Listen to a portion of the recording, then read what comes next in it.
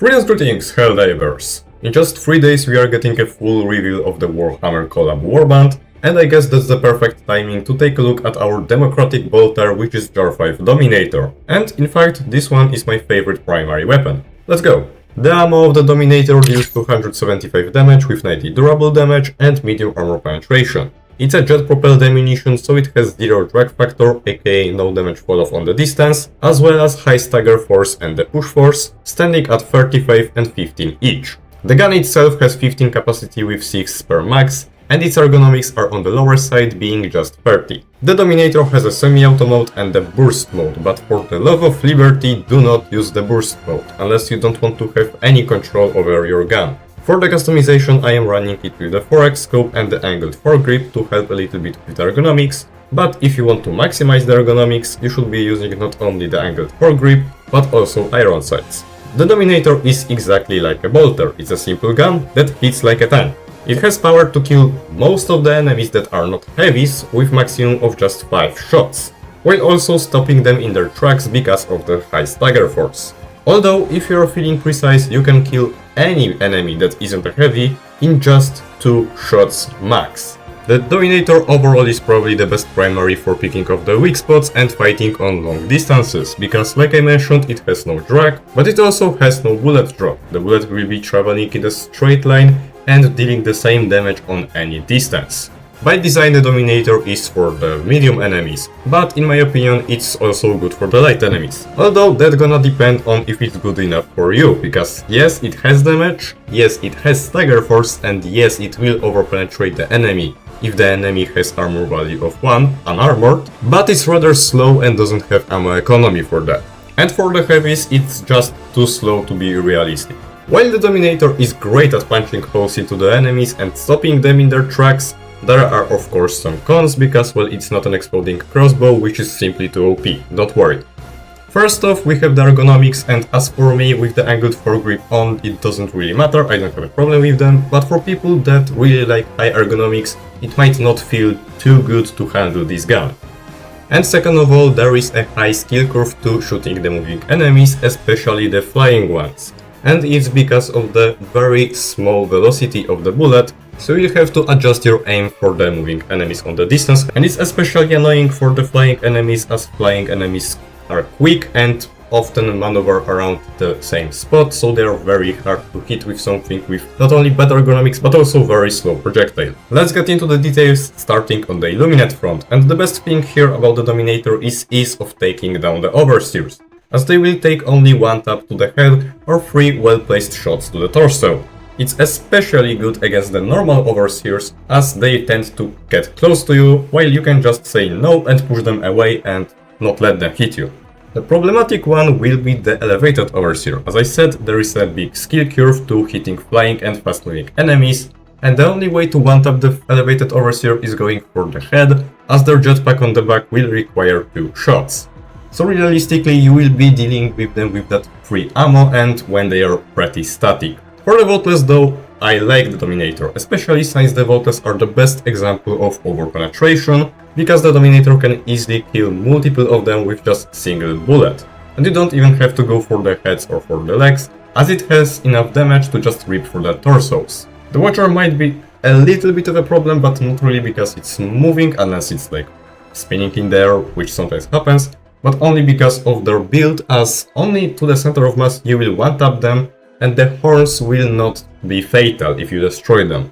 To finish off on the flying enemies, the Stingray will take just 6 shots, but only if you of course can hit them, and it not always will be done with just 1 strafing run of the Stingray. For the flesh mobs, you will be killing them in about 1 mag, maybe 1 mag and 5, but because of how slow it is, I don't really like it. It's not bad, but I would take some anti-tank on my hand or high DPS if I had one. With the Harvester, pretty much the same story. They require about a mag to take down, including the horn, and it doesn't feel bad, but if I had some anti-tank on my hand, I would use that. For the Appropriators, the Obtruders are a little bit worse to hit because they are moving, so on the distance they can be a little bit more annoying, and you can't really overpenetrate through them, but it doesn't suck to take them down with the Dominator. I like it against the Veracitors as it takes only 10 bullets, 5 for each arm on the point where it's light armored, but once again if I had some anti-tank I would prefer to use that because it's simply slow. I don't really like it for the gatekeepers. You can kill them in just 6 shots, 3 shots for each weak spot on the front arms, on the guns, but you have to be on the angle to them and overall their anti-tank is going to be better option whenever. If you have to, you can of course. Overall the best pick is going to be the normal Illuminate, but on any of the sub-factions it still does well. Next up we have the Automaton front, and here Dominator is just amazing.